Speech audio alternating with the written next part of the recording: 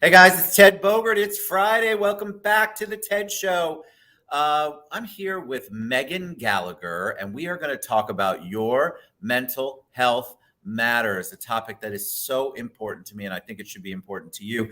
Before we went live, we talked about how there is some stigma still to talking about mental health issues, to even admitting that maybe you go see a therapist or that you need help, even the basic need, asking for that help. And so Megan and I are going to talk about that today. Welcome. I'm so excited to have you on the show. Thank you so much, Ted. I'm so excited to be here, and I cannot wait for this conversation. Me too. So before we take a deep dive into mental health and why it matters, I love the title. Tell them a little bit about you. The audience loves to know your origin. They want to know kind of how you got here. Because I think a lot of people, it resonates with people when they see, wow, she went from point A to point B, and look at all the stuff that she's accomplished and been able to overcome, or all the stuff that she has been able to talk about. So give us the 411 on you.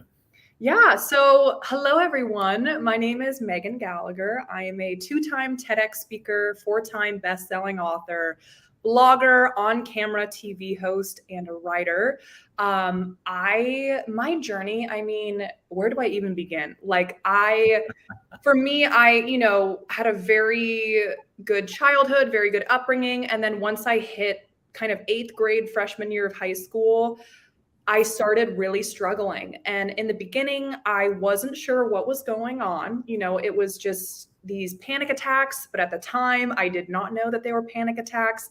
I felt very in the dark, very just alone with my struggles because there was no open conversation in my school. So I just thought, I'm the weird girl who, I don't know. I always felt off and weird. And to me, it went on for so long that I kind of accepted this is just how I am. This is how I think. And I, have these episodes that just are panic attacks, but I didn't know that. And so it wasn't until my sophomore year of high school when I just reached rock bottom. I was barely, eating normally, and my social life, like my anxiety was affecting so many parts of my life that I just I was like, I need help. I remember vividly.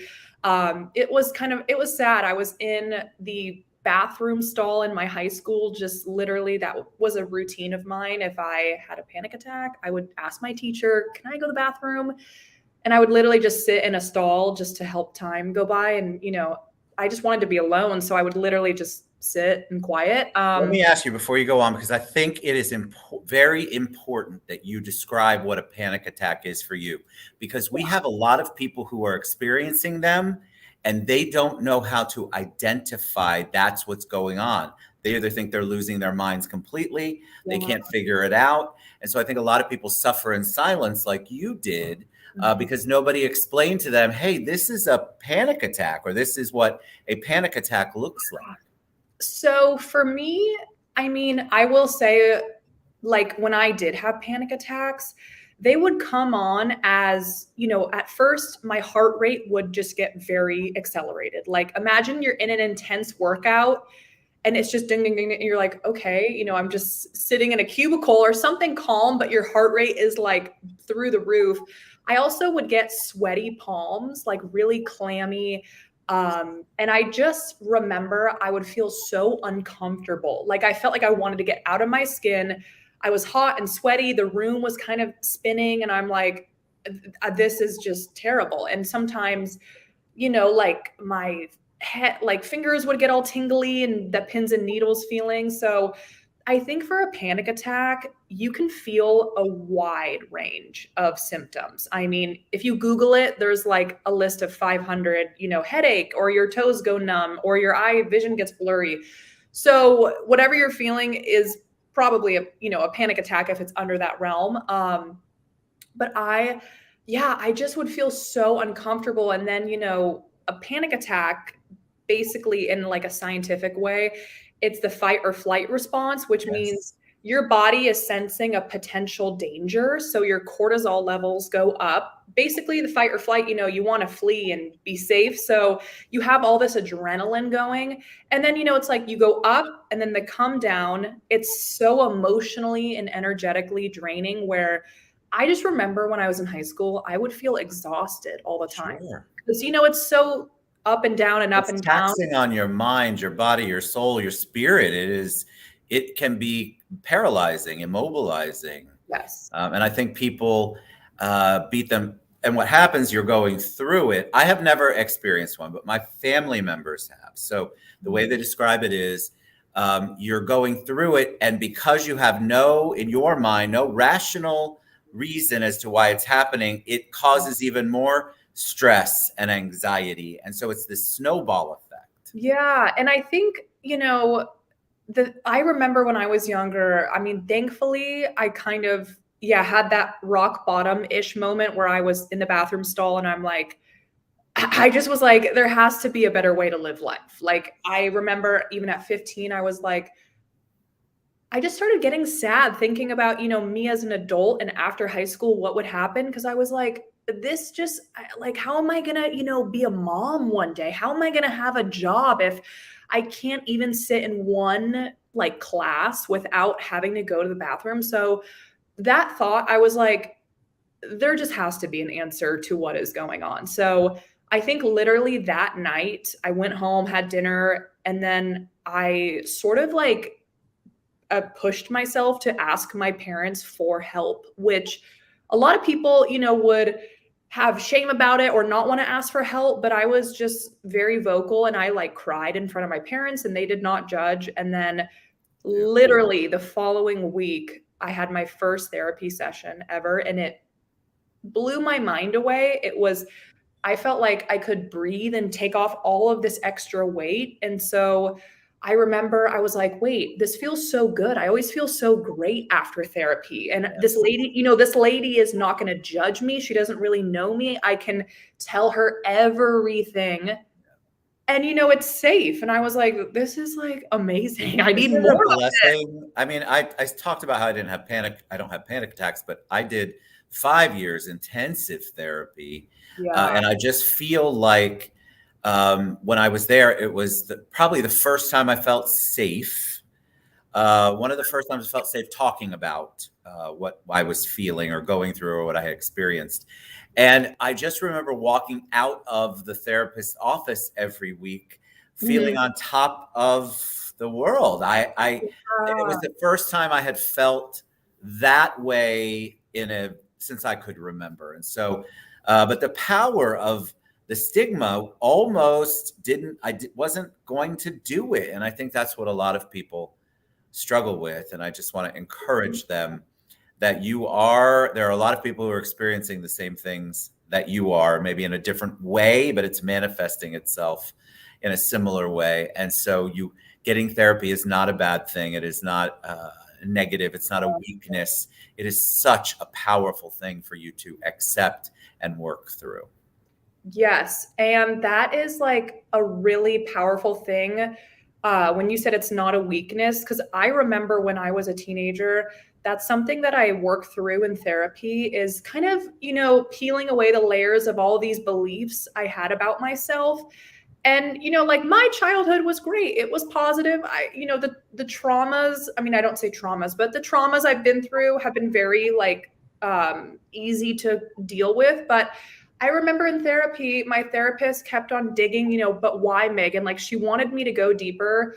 And I had a lot of stories at that age about what it means to be weak and to ask for help, and a lot of stuff about being vulnerable and trusting other people, which, it's not really necessarily pretty or feels good to really dig deep, but it just like, it releases you. That's what it does. It releases you from all of these beliefs that just do not serve you. It's a form of protection, a defense mechanism. Yes. And really, we all have them. And so I think it's like, we could go about our life just going on autopilot, like kind of like, just sleepwalking, just doing the motions, protecting ourselves. Like no one can get close to me. And I don't open up and all those things.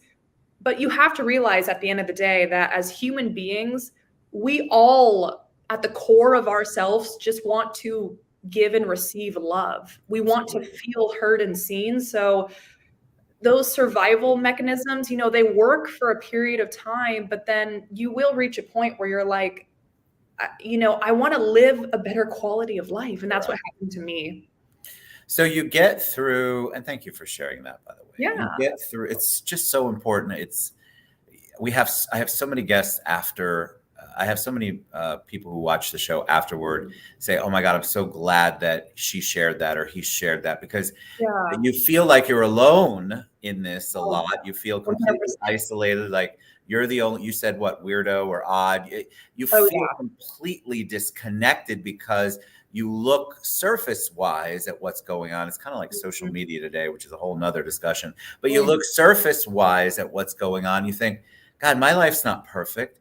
Their life's perfect. Look at her hair. Look at the way he dresses. Look at their car. And so you're then beating yourself up for feeling this thing that you don't have any control over and don't understand why it's happening to you.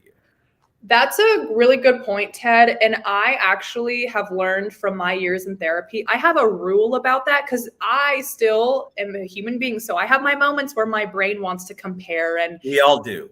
Yeah, go down that whole spiral. But I have a rule where if I find myself doing that, I pull it back and I'm like, wait, I have a three-part rule. Have I met this person that I'm comparing myself? Have I met them in real life? Yes or no? Have I seen like really, where they live, like the real stuff? And number 3, have I spent 24 hours with them? Because I think it's easy to compare yourself to online because we all want to assume that, they woke up like this and their life has always been so easy and they never have family stuff and they never feel. That is such a lie. That is such a crock of stuff because. Agreed. You can say it on the show. It's fine. It's a crock of shit because I have had the honor in my career of meeting my idols and certain celebrities. You meet them in person and it kind of like is the Wizard of Oz where they're still wonderful people, but it's like you think it's this great, whole, and then you just peel back the curtain. You're like, they're just a human being. They're humans. They're human beings. They're human beings. They still have pimples and wrinkles. They're human. They're human beings. They still have stuff. And that's not discredit. Like they're fabulous, of course. But you have to remember when you find yourself comparing, you have to pull it back and just pause and think like, these thoughts are not helping me. They're actually hurting me.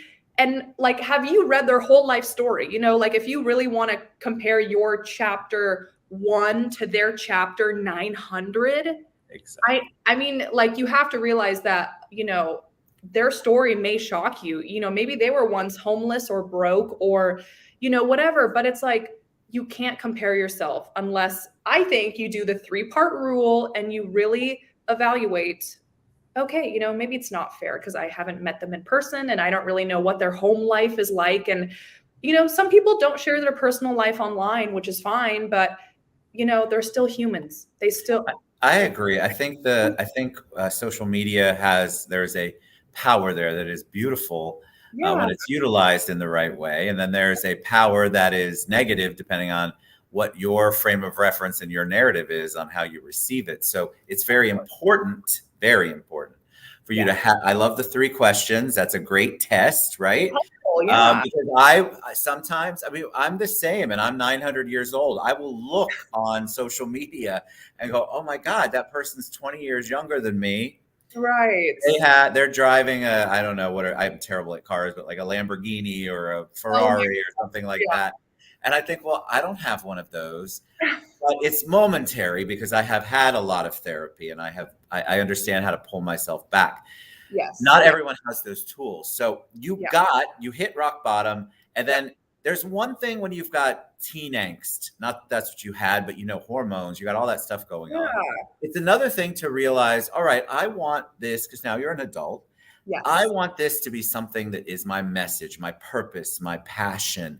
How did you decide this is the direction you wanted to go? So after high school, I did about only a year of community college. Like for me, academics, it just never clicked. I was always in drama, the school plays. Like I always had a natural passion for being on stage and storytelling. So that always came very organically. And then I remember in community college, I had a little aha light bulb moment, and I realized my true passion was just helping people and storytelling. And I knew I could put the two together and use my own story. So I called my parents one day, and I remember it like it was yesterday. And I was literally like, I was shaking. I'm like, Mom, Dad. They're like, yeah. I'm like, I don't want to be in school. I know what my passion is. Thankfully, I come from a very like open-minded, supportive family. So they were like, good for you. You found your calling in life. And it was cool because in that moment, I was expecting, like frustration, my parents to like just be like, Megan, come on, you need to finish school, blah, blah, blah, blah, blah. But they like actually celebrated this fact that I knew what I wanted to do. And I will never forget that moment because I'm like, wait, I love my parents like a little bit extra now. And so I literally at 18 just, dove headfirst. I would like the urge, the burning desire just to speak anywhere. I will never forget that. I was like, I don't care if it's in front of one person at like a senior citizen home. I just want to speak. I want to just speak in front of people and get my story out there. So I would go to like YMCA's, Boys and Girls Clubs, any type of like after school, anything. And at first my friend would just come with me and her iPhone just record. And it was 5 kids, sometimes 10 kids. And I had papers with me. I was like so nervous. I'm like, okay, kids, but I still did it. And I think that's a really big part is like, I really didn't push down what I was feeling called to do. I just did it. And then, years and years of just speaking anywhere, putting up YouTube videos, like everything, just years and years and years and years.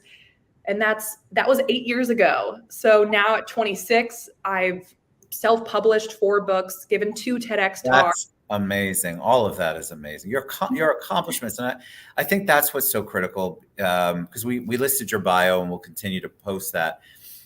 People, when they feel that analysis paralysis of any kind, they think, I'm never going to amount to anything. I'm never going to be there. Oh, look at Megan. She's beautiful. She's accomplished.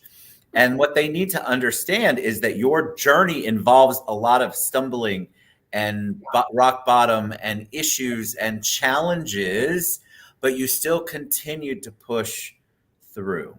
Yes. And I really want to reiterate that because I remember when I was first starting out at 18, I compared my journey and I was like, I had a lot of really negative self-talk. I was like, oh, I'm never going to be the girl that, and I just remember, now it's like, I'm just so much more confident. I think it's an age thing as you get older, but I remember when I was first starting out, I was like imposter, just like so not worthy, not good enough. Imposter syndrome. It's real. It's real. Like I was like, I don't have a degree, I will never do this. I don't have the money, all these horrible, like really negative things. Yeah.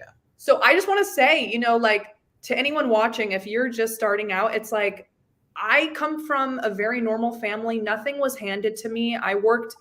So if you go online, because I know that I do this sometimes, so I like to just be real. If you go online to my Instagram and you find yourself comparing and you're like, oh, this girl, keep in mind, you're seeing a highlight reel. Imagine an iceberg. You're seeing the little 10% on top of the water. There's a whole 90% under the water. 8 years of hustling, of getting rejected and hearing no's and nothing. It's just my persistence and my confidence and my ability is what has kept me going. And like, I really do think that everyone has a different path. Some people it takes longer than others, but I really have a lot of like positive affirmations. And I really do believe that things happen for a reason. Like I'm a very spiritual person and I really have a lot of faith in the universe. And I think, now I speak so much more positively. I'm really a believer in manifestation. And so I know that whatever I'm saying in my mind kind of has a ripple effect. So I'm like, I do deserve, I am already a New York Times bestselling. Like I really, speak like it's already here. I put it out there because I really just think that it's like your self-talk and your belief in yourself and your confidence is what will propel you so far. And, everything else to me is just like a bonus, but I've never lost sight of why I'm doing what I'm doing, my reason behind it. And really just everything I do is kind of like for my 16-year-old self in a healing kind of way. Of course, and I want to say something that I want to ask you about your book, and then we'll wrap it up. Yeah. But I feel like it's so important what you just said. You are manifesting, you believe in law of attraction, and the people who are naysayers on that, my question to them always is your negative way working? Because I can look at you and tell you and know your life enough to tell you it's not. So True. why would you be judgy? And a lot of that has to do with fear, Yes. trepidation, the unknown. There's a stigma to saying that stuff out loud. People are funny about this. And my comment always back to them is, well, your way is obviously not where you want to be. So So try true. something new. No, it's so true. I think in life, everything is a self-fulfilling prophecy. And I really do think that, the universe is just going to listen to whatever you are saying. So whether or not it's really what you want or what you don't want, you're just going to attract more of whatever, merry-go-round ride you're on. So if you're like, poor me, I'll never, great, then you're going to bring in people, situations, jobs that support that belief. So have fun in that journey. But then on the other side, if you choose to like take responsibility for your emotions, get out of victim mindset and realize, you know what, glass half full. We all have the same 24 hours in a day. How can I like take my ownership back? And then you're going to attract people, jobs, situations that match that story. I would rather be in this one. So that's my belief. But I love it. All right. So before we wrap up, you have a new book. Tell us about your book. yay, this is my new book, How to Thrive in the Virtual Classroom. This is just like such a joy of mine. It's an interactive workbook for students everywhere. I wrote it specifically for the effects that the pandemic has had on, middle school, high school, college students. And it's really just an interactive journal for them to, they can write in it and like take their power back. It's really fun. And I just really felt called because, on the news, I remember I would just be working out or doing whatever, and I would see all these things, the deaths, the this, the that. So really negative, negative, negative. It's informative, yes, but it's a lot of heavy news. And I thought to myself, because one of my favorite quotes is create solutions, not excuses. I call myself out all the time because I'm like, oh, am I creating an excuse or a I solution? agree. Yep. So in that moment, I remember I had a light bulb and I'm like, wait, I have all of these amazing tips and tools the past 8 years in therapy. I still have a therapist to this day. I'm like, wait, why don't I like create this workbook that's all about solutions for students that are suffering and they don't feel equipped to handle, the effects and the anxiety and the depression and is this going to end in my grades? And so I created this, and it's my fourth book on Amazon. I self-published it and I had an editor. Like it brings me joy. But yeah, this is How to Thrive in the Virtual Classroom. It's beautiful. All right. So I want you guys to go to meganwgallagher.com. You can find her on all social media platforms. I want you to get the book. I want you to really embrace that because her message is your mental health matters, and it does. And there is help. There are ways for you to not be stuck in whatever you're stuck in and to not feel so downtrodden and like there is no hope. Megan, it is Women's History Month. And so I'm asking all of my guests, when I say the word hero, what woman comes to mind for you? Oh my gosh.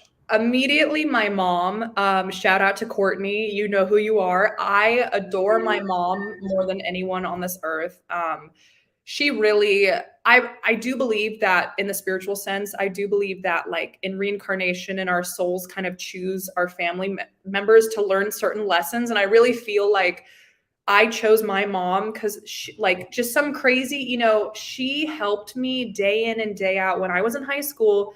She's just the biggest like teacher to me. It was kind of like, she's like, I love you, Megan, but I want you to stay at school. You can do it. Push yourself. It's always a choice. Like she just drilled in my mind, be good to people, all these things that have shaped me into who I am. So, I mean, my mom is really, really strong mentally and tough, but she's amazing though. And so my mom is my hero. I love that. All right. MeganWGallagher.com. Thank you, Megan, so much for being on. Come back anytime. I I would think love this to. topic is so important. We have to keep talking about it so people get away from the stigma and they actually seek the help that they really need to have the life that they really want and deserve.